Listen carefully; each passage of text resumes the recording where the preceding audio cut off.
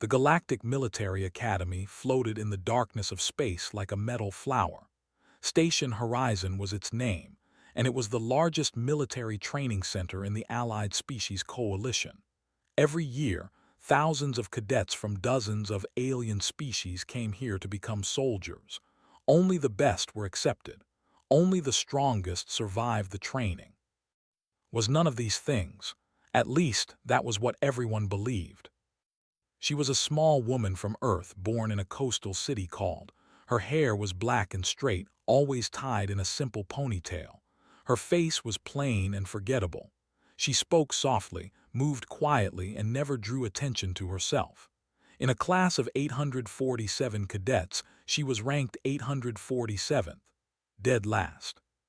The morning assembly hall was filled with cadets of all shapes and sizes. They stood tall and proud, their forearms folded across their chests.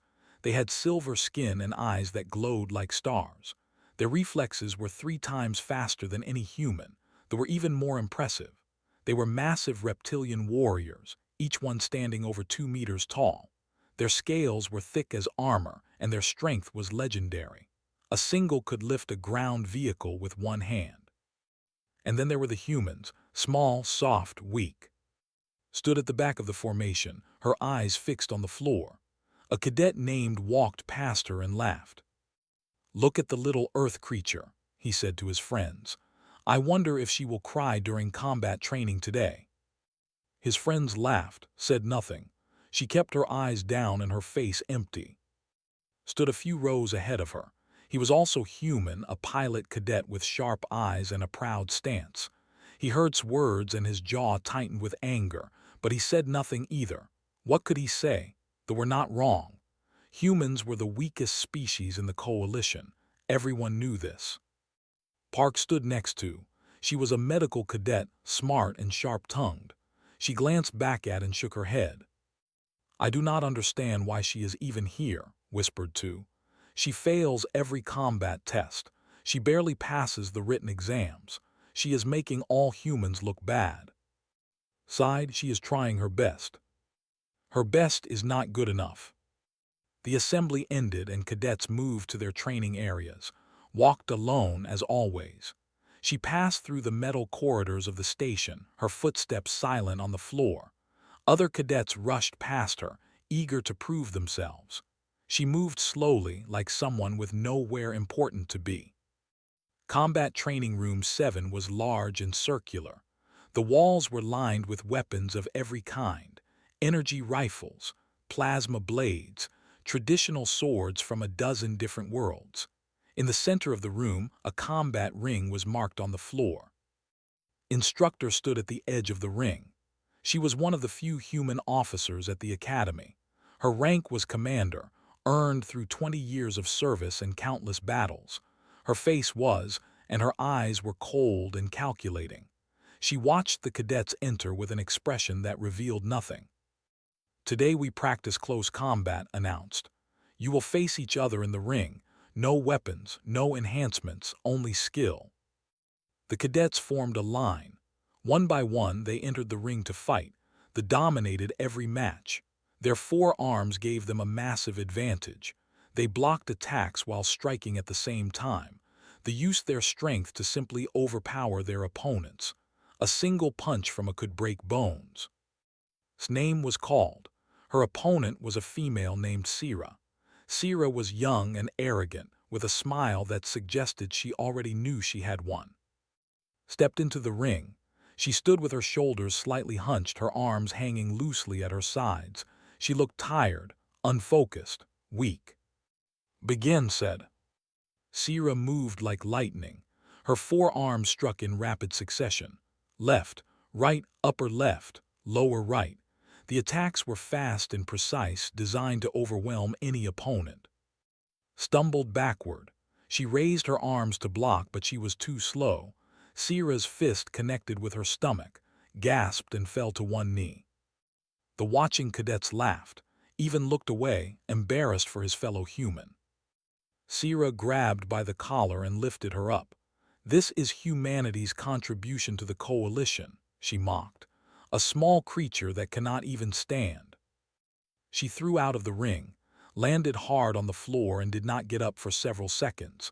When she finally stood, her face was blank. No anger, no shame, nothing. Watched her carefully. Something flickered in the instructor's eyes, something like doubt, or maybe recognition. After training, returned to her quarters. The room was small and simple. A bed, a desk, a window that looked out at the stars. She sat on the edge of her bed and stared at her hands. They were small hands, delicate, the hands of someone who had never held a weapon. But that was a lie. Closed her eyes and remembered. She remembered the cold rooms where she grew up, the endless training sessions that lasted for days without sleep, the instructors who broke her body again and again only to rebuild it stronger. She remembered the other children in the program. Most of them died. The training was too hard. The enhancements were too painful. She survived. She always survived. Division 9. That was the name of the program. It did not officially exist. There were no records, no documents, no proof. Just ghosts scattered across the galaxy, hiding in plain sight, waiting for the moment when humanity would need them. Its mission was simple: blend in, observe, report. Do not reveal yourself unless absolutely necessary. So she failed her combat tests on purpose. She gave wrong answers on her exams. She let alien cadets mock her and push her around. Every day she wore a mask of weakness, and every day the mask became heavier. A knock came at her door. Opened it to find instructor standing in the corridor. "May I come in?" asked. Stepped aside, entered and looked around the small room. Her eyes stopped on the window, on the stars beyond. "You fought poorly today," said. "I am not a good fighter." No, turned to face her. "You are an excellent fighter, that is the problem." His expression did not change. "I do not understand." When Sira attacked you, your body moved to block before your mind decided to. Your reflexes are too fast, too trained. But then you stopped yourself. You let her hit you, stepped closer. "I have been a soldier for 20 years. I know what real weakness looks like, and I know what hidden strength looks like." Said nothing. "I will not ask who you really are," continued. "I suspect I would not receive a true answer, but I want you to know that I am watching. And when the time comes, whatever that time may be, I hope you will do what is necessary." She walked to the door and paused. "Humanity has always been underestimated," said quietly. "Perhaps that is our greatest weapon." She left, the door closed behind her. Sat back down on her bed. Outside her window, a patrol ship moved slowly past the station. Beyond it, the stars stretched into infinity. Somewhere out there, enemies were gathering. Somewhere out there, a war was coming, and when it arrived, would stop pretending. But not yet, not tonight. Tonight, she was still just the weakest cadet in the academy, the small, quiet human that nobody noticed. And that was exactly what she needed to be. The alarm came at midnight. It was not the normal alarm that called cadets to morning assembly. This was different. This was the sound of emergency, the sound of war. Red lights flashed in every corridor. A mechanical voice repeated the same message over and over. "All personnel to emergency stations. This is not a drill. Repeat, this is not a drill." Was already awake when the alarm started.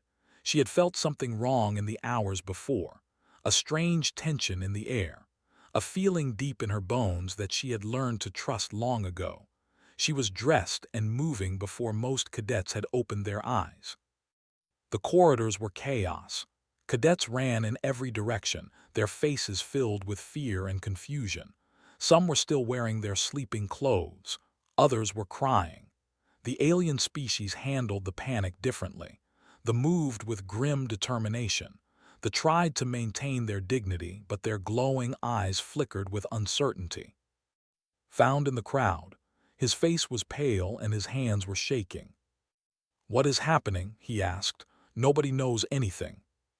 They said simply, "What? That is impossible. The border is hundreds of light years away." Not anymore. A massive explosion shook the station. The floor tilted and dozens of cadets fell.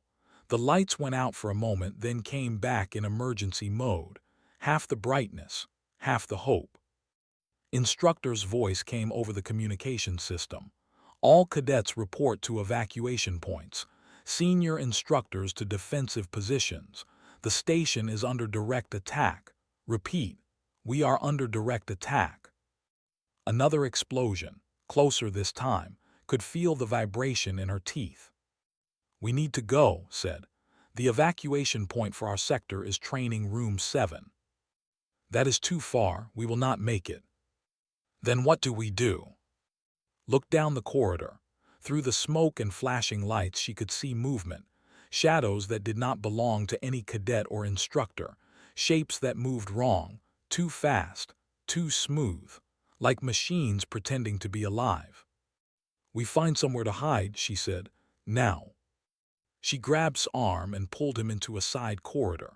They ran past storage rooms and maintenance hatches until they found a small engineering bay. Was already there, along with a wounded cadet named, the same who had mocked that morning. Now his silver face was covered in blood, and one of his 4 arms hung broken at his side. What is out there? Asked. Her voice was steady, but her hands trembled as she wrapped bandages around his wounds. Hunters, said. Everyone went silent. There were legends, nightmares. They were a species that had merged organic life with machine technology, half alive, half mechanical. They felt no pain, no fear, no mercy. Their hunters were the worst of all, creatures designed for one purpose: killing. We are dead, whispered. His arrogance was gone, only fear remained. The hunters cannot be stopped. They adapt to any weapon, they learn from every attack. Even the war clans cannot defeat them. Then we do not fight, said. We hide, we wait for rescue. There will be no rescue, said. The do not leave survivors. They will search every room, every corridor, every shadow. Then what? Demanded. What do you suggest we do? Before could answer, the door to the engineering bay exploded inward. Metal fragments flew through the air, screamed, threw himself to the ground. 3 hunters entered the room. They were terrifying. Their bodies were shaped like humans, but wrong in every way. Their skin was gray metal, covered in organic tissue that pulsed with dark veins. Their faces had no features except for a single red eye in the center. Their arms ended in long blades instead of hands. The first hunter moved toward. The wounded tried to crawl away, but he was too slow. The hunter raised its blade. No. The voice was calm, cold, absolute. It came from. She was no longer standing at the back of the room. She was in front of, between him and the hunter. In her hand was a blade, a real blade, made of black metal that seemed to absorb the light around it. Nobody had seen her move. Nobody had seen her draw the weapon. The hunter paused, its red eye focused on her, analyzing, calculating. Then it attacked. What happened next took 11 seconds, moved like nothing any of them had ever seen. She was faster than the, stronger than the. Her blade cut through the hunter's armor like it was paper. She dodged attacks that should have been impossible to see. She struck weak points that should have been impossible to know. The first hunter fell in pieces. The second hunter tried to adapt, changing its attack pattern. Was already there, already moving, already killing. Her blade opened its chest. Her hand ripped out its core processor. The third hunter tried to run, tried to send a signal to its commanders, caught it at the door. Her blade went through its eye, through its brain, through the wall behind it. 11 seconds, 3 hunters, complete destruction. Stood in the center of the room. Black fluid dripped from her blade and her hands. Her breathing was perfectly calm. Her face showed nothing. Stared at her. His mouth was open, but no words came out. Had stopped screaming. She was pressed against the wall, her eyes wide with shock. Looked at the human who had just saved his life. The small, weak human who he had mocked only hours ago. He did not understand what he was seeing. finally managed to say, What are you?" She did not answer his question. She wiped the blade on her uniform and made it disappear. Where it went, nobody saw. "We need to move," she said. Her voice was different now, not the soft, quiet voice of the lowest-ranked cadet. This was the voice of someone who commanded, someone who killed. "The hunters will have sent our location before they died. More will come." "Where?" asked. "Where can we go?" "The command center. If there is any chance of survival, it is there." Walked to the door and looked out into the corridor. Smoke filled the air. The sound of screaming came from somewhere far away. "Stay close to me. Do exactly what I say. Do not stop moving, no matter what you see." "Why should we trust you?" asked. His voice was weak, but there was something new in his eyes, respect. "You lied to everyone. You pretended to be weak." Looked back at him. For a moment, something almost like sadness crossed her face. "Yes," she said, "I lied. I have been lying since the day I arrived. But right now my lies do not matter. Only survival matters, and I am your best chance of surviving this night." She turned and walked into the corridor, into the smoke and chaos and death. Looked at. None of them understood what was happening. None of them knew who really was. But they followed her anyway. Because she was right, she was their only chance. And somewhere deep inside, they knew that everything they thought about humanity was wrong. The station was dying. Every corridor showed the signs of battle. Walls were burned and broken. Bodies lay where they had fallen. Some were cadets, some were instructors, some were hunters torn apart by weapons or by hands. Moved through the destruction like a shadow, she did not hesitate. She did not slow down. Her group followed behind her, stepping over the dead, trying not to look at their faces. Counted the bodies as they passed. 17 cadets, 4 instructors, 2 maintenance workers who had probably been sleeping when the attack began. Each number felt like a weight on his chest. These were people he knew, people he had trained with, people he had eaten breakfast with just yesterday. Now they were gone. "How do you know where to go?" whispered. "The station map system is down." "I memorized the layout," said. "You memorized a station with over 2,000 rooms." "Yes." Opened her mouth to ask another question, then closed it. There was no point, was not going to explain anything. She was simply going to lead them forward and they were going to follow. They reached a junction where 3 corridors met, held up her hand and everyone stopped. She tilted her head slightly, listening to something that nobody else could hear. 4 hunters ahead," she said. 2 on the left, 2 on the right. They are waiting for us." "How can you possibly know that?" asked. "I can hear their mechanical hearts. They beat at 340 cycles per minute, very quiet but not quiet enough." She looked back at them. "Stay here. Do not move until I return." She disappeared into the darkness. The group waited in terrible silence. Seconds passed like hours. Held his breath, pressed her hands together to stop them from shaking, leaned against the wall, his broken arm wrapped in makeshift bandages. Then they heard it, the sound of metal cutting through metal, the sound of bodies falling, the sound of hunters dying. Returned. There was fresh black fluid on her uniform, but she moved as if nothing had happened. "Clear," she said. "Let us continue." They moved through the junction. Tried not to look at the 4 destroyed hunters lying on the floor. Tried not to think about how one small human woman had killed 4 killing machines in less than a minute. The command center was located at the heart of the station. When they arrived, they found it surrounded by survivors. Cadets from different species huddled together, their differences forgotten in the face of death. Senior instructors tried to organize defenses, but it was clear they were losing. A war leader named stood at the center of the group. He was massive, even by standards. His scales were dark green, and his eyes burned with fury. "We must attack," he roared. "We cannot hide here like prey animals. We are warriors." "We have attacked," an officer replied. Her voice was tired and defeated. 3 assault teams, 37 soldiers, none returned, they adapt too quickly. They learn from every battle, our tactics do not work against them. Then we need new tactics. What tactics? We have no weapons that can penetrate their armor. We have no strategy they have not already countered. We have nothing. Stepped forward. Every eye in the room turned to her. Some recognized her. The lowest-ranked cadet, the weak human who could not win a single combat match. What was she doing at the front? "I know how to stop them," she said. Laughed, it was a harsh, bitter sound. "You, a human child who ranks last in everything. Go back to the corner, little one. The adults are talking.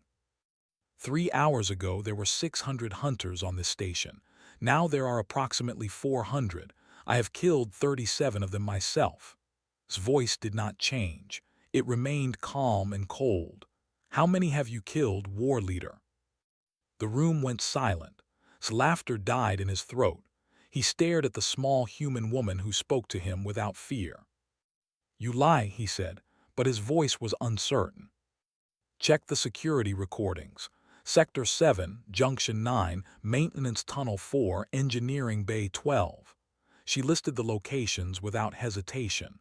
"You will find the bodies." The officer touched a control panel. Screens flickered to life, showing recorded footage from security cameras. The room watched as moved through the station. They watched her kill hunter after hunter with impossible speed and precision. They watched her protect cadets who had never protected her. They watched her fight like nothing they had ever seen. When the footage ended, nobody spoke.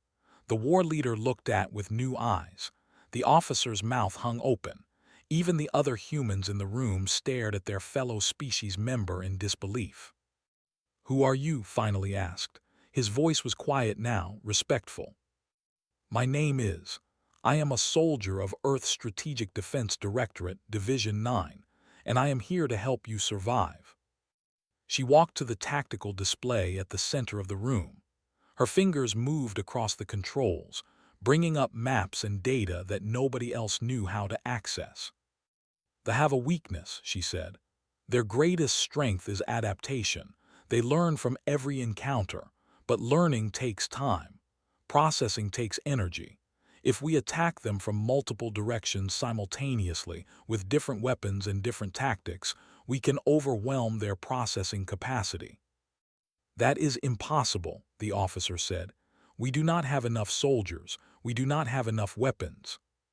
"Have enough. We just need to use them correctly," pointed to different sections of the map.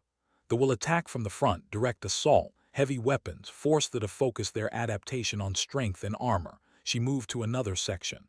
"They will attack from the sides, speed and precision, target their sensor arrays, blind them." Another section. "The human cadets will move through the maintenance tunnels. We are small. We can reach places others cannot. We will attack their command units from behind." "And you?" asked. "What will you do?" Looked at him. Something dangerous flickered in her eyes. "I will go to the center of their formation, where their leader is hiding, and I will end this." The plan was insane. Everyone knew it, but everyone also knew that they had no other choice. Hide and die, or fight and maybe live. Stepped forward and placed his massive hand on shoulder. His claws could have crushed her bones with a single squeeze. Instead, he touched her gently. "I mocked humanity this morning," he said. "I said your species was weak. I was wrong." He looked around the room at the other survivors. We all were. Instructor emerged from the crowd. She had been watching silently the entire time. Her face was bruised and her uniform was torn, but her eyes were bright. "I knew," she said softly. "I always knew there was something different about you. You never said anything." "I was waiting for the right moment," smiled.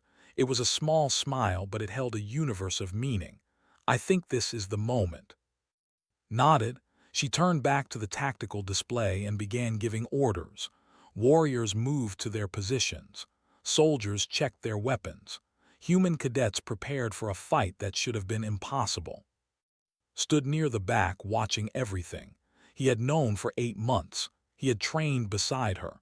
He had felt embarrassed by her. He had never once suspected the truth. She was not weak. She had never been weak. She was hiding. And now, finally, she was showing the galaxy what humanity could really do. The battle lasted 16 hours. 16 hours of fire and blood and death. 16 hours that changed the history of the galaxy. When the Coalition reinforcement fleet finally arrived, they expected to find ruins. They expected to find bodies. They expected another tragedy to add to the long list of victories. Instead, they found Station Horizon still standing, damaged, burning in places, but standing. Admiral Go commanded the rescue fleet. She was a veteran of 30 years, a woman who had seen more battles than she could count. But what she found on Station Horizon shocked her to silence. The strike force had been destroyed. Completely. Over 2,800 hunters and their support units, designed to overwhelm any defense, had been wiped out. 400 cadets and a handful of instructors had done what entire fleets could not. But that was not the most shocking part. The security recordings told the real story. Every camera on the station had captured the battle. Every moment was preserved in perfect detail. And when the recordings were reviewed, one figure appeared again and again. A small human woman with black hair tied in a ponytail. Admiral watched the footage in her command room. She watched move through corridors filled with hunters, killing everything in her path. She watched her dodge attacks that should have been invisible. She watched her tear through armor that was supposed to be unbreakable. She watched her face a command unit, a creature 3 times her size, designed to destroy entire squads, and kill it with her bare hands. "This is impossible," whispered. Her aide, a young officer named, stood beside her. His face was pale. "The recordings are, Admiral. No editing, no manipulation. This is real." "Who is she?" "According to Academy records, her name is, ranked 847th out of 847 cadets, failed almost every combat test, barely passed her written exams." Paused. "Obviously, those records are false." Division 9. "That is our best guess. The program does not officially exist, but we have heard rumors for years. Human operatives hidden throughout Coalition space, enhanced through methods we do not fully understand." Leaned back in her chair. She was human herself. She had spent her entire career fighting against the assumption that humans were the weakest species in the Coalition. She had worked twice as hard as anyone else just to be considered half as good. And now this. "The recordings will spread," she said. "We cannot contain this." "No, Admiral, they are already spreading." She was right. The footage traveled across Coalition networks faster than any ship could fly. Within days, every species had seen it. Every world had watched the small human woman destroy an army of nightmares. The reactions were immediate and divided. Although the War Council demanded answers. How long had humanity been hiding this capability? How many Division 9 operatives were scattered across their space? Were they spies? Assassins? Threats? They responded differently. Their warrior culture respected strength above all else. The footage of fighting the command unit was played in their combat halls. Young warriors watched and learned. Some even bowed to the screen when it ended. Other species fell somewhere between fear and admiration. A peaceful diplomatic species expressed concern about humanity's deception. A species of engineers and builders analyzed the footage frame by frame, trying to understand how a biological creature could move so fast. But it was the human reaction that mattered most. On Earth, the footage played on every screen in every city. People gathered in public squares to watch. They watched in homes and offices and schools. They watched with tears in their eyes. For 200 years, humanity had been part of the Coalition. For 200 years, they had been treated as the weakest member, tolerated but not respected, included but not valued. They were good at art and music and literature. They were creative and emotional and interesting, but they were not warriors. They were not strong. The footage destroyed that belief forever. Families watched fight and felt something they had almost forgotten: pride, deep, burning pride in their species, in their humanity. Children asked their parents, "Can all humans do that?" Parents did not know how to answer. Earth's government was forced to respond. A press conference was held in the capital. General, head of the Strategic Defense Directorate, stood before a wall of cameras and reporters. "Division 9 is real," he announced. "It has operated for 40 years. Before humanity made first contact with the coalition, we detected signals from deep space. We knew we were not alone, and we knew that the universe was dangerous." The reporters erupted with questions, raised his hand for silence. "We took children with exceptional potential. We trained them, enhanced them through methods that did not involve technology, methods that would not be detected by coalition sensors." His voice was steady, but his eyes held something complex. Pride and shame mixed together. "We broke them down and rebuilt them. Many did not survive. Those who did became something more than human, something designed to protect our species when the time came." "Why hide this?" a reporter demanded. "Why lie to the coalition?" "Because the coalition would not have accepted us if they knew. They would have feared us, isolated us, destroyed us before we could prove our value," looked directly into the cameras. "Humanity has always survived by being underestimated. It is perhaps our oldest strategy." On Station Horizon watched the broadcast from a hospital bed. Her wounds were minor compared to what they could have been. A few cuts, some bruises, nothing that would not heal. Sat beside her. He had stayed with her since the battle ended. He was not sure why. Maybe because he still could not believe what he had witnessed. Maybe because he felt he owed her something. "Everyone is talking about you," he said. "You are famous now." "I did not want to be famous." "What did you want?" Was quiet for a long moment.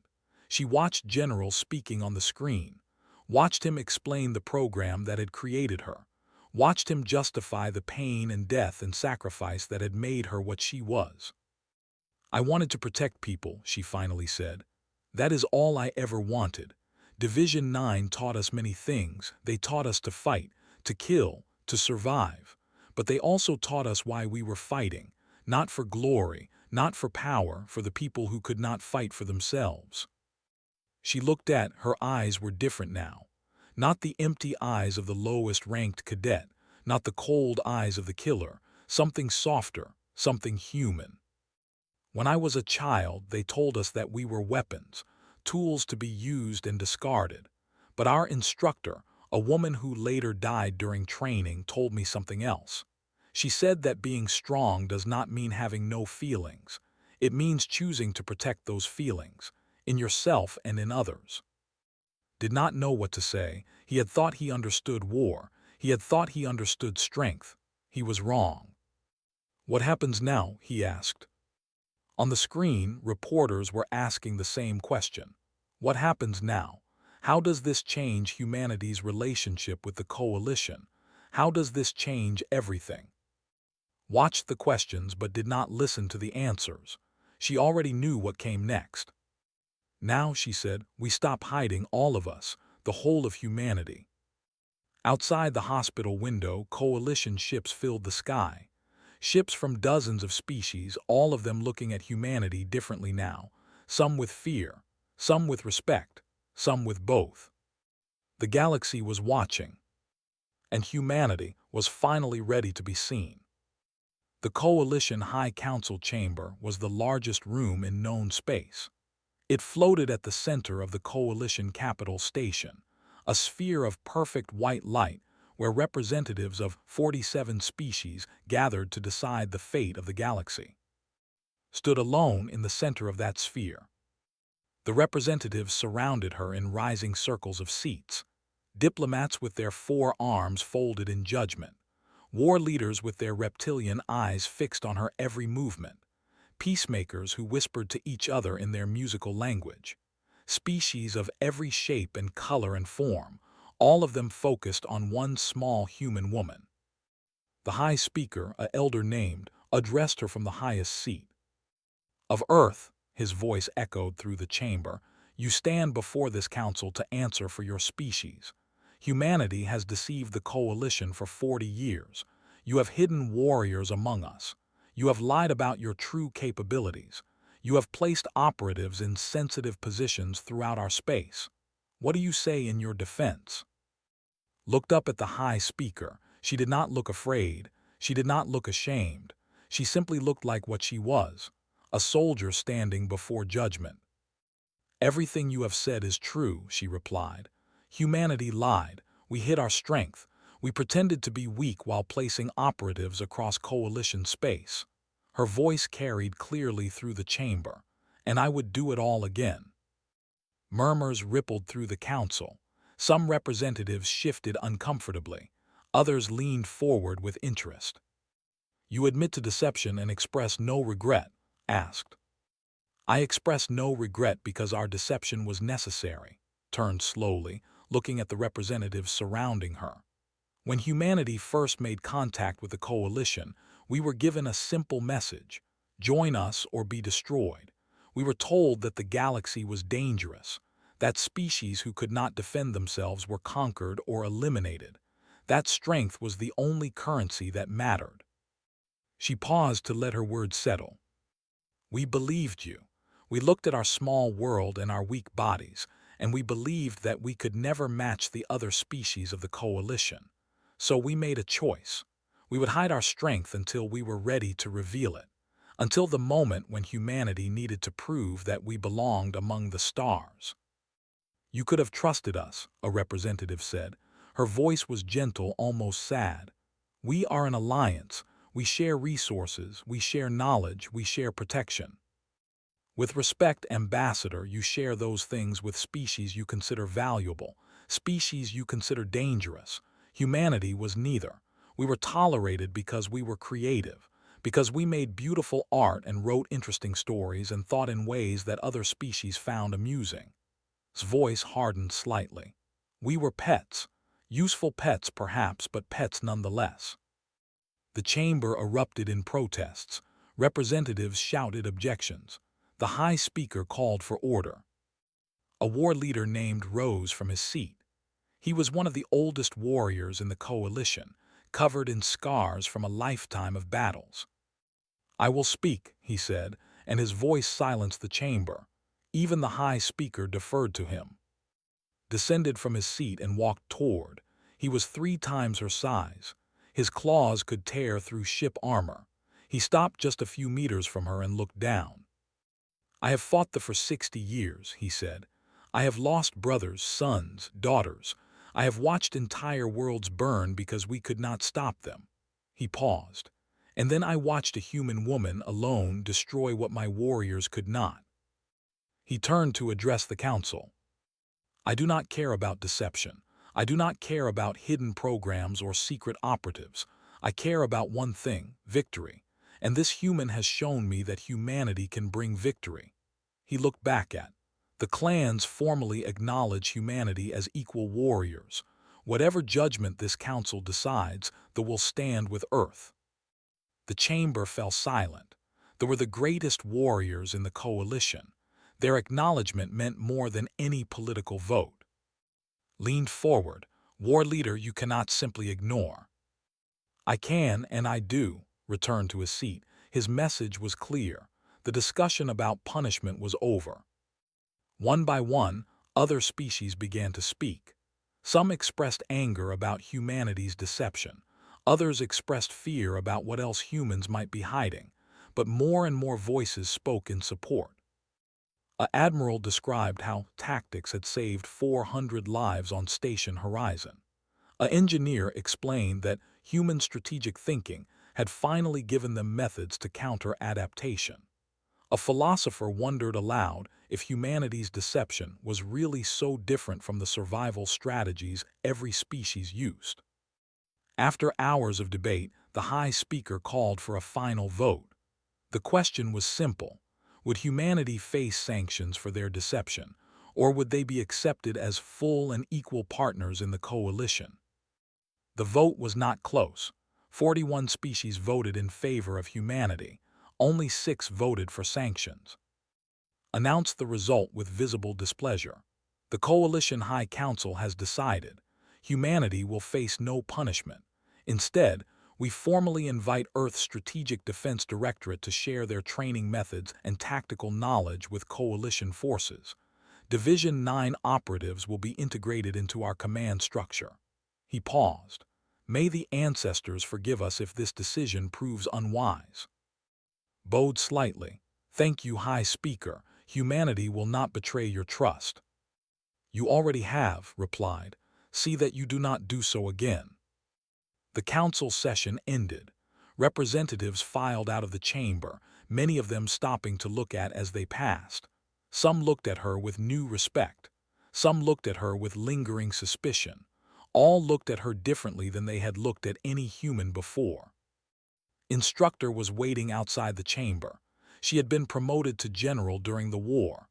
Her new uniform was crisp and decorated with medals, but her eyes were the same, calculating, patient, understanding. How do you feel? Asked. Considered the question. Strange, she admitted. I spent my whole life hiding, pretending to be less than I was. Now everyone knows the truth and I do not know how to be visible. You will learn, we all will. Looked out at the stars visible through the station windows. Humanity is different now. We cannot go back to being underestimated. We cannot go back to hiding. Is that a good thing? Smiled. It was a rare expression on her face. I think so. I think being seen for what we truly are is always better than being loved for what we are not. 6 months later, the Dominion was in full retreat. Coalition forces, now using human tactical doctrine and supported by Division 9 operatives, had pushed the enemy back beyond the outer rim. The war was not over, but victory was finally possible. Return to Station Horizon. It had been rebuilt and renamed Horizon Stand, in honor of the cadets who had defended it. A memorial garden had been created at the station's center, where the names of the fallen were inscribed in light. She walked through the garden alone. The names floated around her like stars. Cadets she had trained beside, instructors who had taught her, strangers who had died before she could save them. Found her there. He was a full pilot now, commanding his own squadron. His uniform bore the marks of combat. He was not the uncertain cadet she had known. I thought I might find you here, he said. I come every time I visit the station, to remember. They stood in silence for a moment, surrounded by the names of the dead. Do you ever regret it? Asked, hiding for so long, pretending to be weak. Thought about the question. She thought about all the years of pretending, all the times she had let others mock her, all the times she could have revealed the truth but chose not to. No, she finally said. I regret the pain that hiding caused. I regret that so many people had to die before humanity could show its true face. But I do not regret the hiding itself. It was necessary. And when the moment came when humanity needed to prove itself, we were ready. She looked at him, the small, quiet human who nobody had noticed, the weapon disguised as weakness, the protector hidden in plain sight. Humanity has always survived by being underestimated, she said. But perhaps now we can survive by being understood instead. Smiled, I like that better. So do I. They walked out of the memorial garden together. Outside, the galaxy continued its endless dance of stars and darkness. Wars were fought, peace was made, species rose and fell and rose again. But one thing had changed forever, one small truth that would echo through history. Humanity was no longer hiding, and the galaxy would never underestimate them again.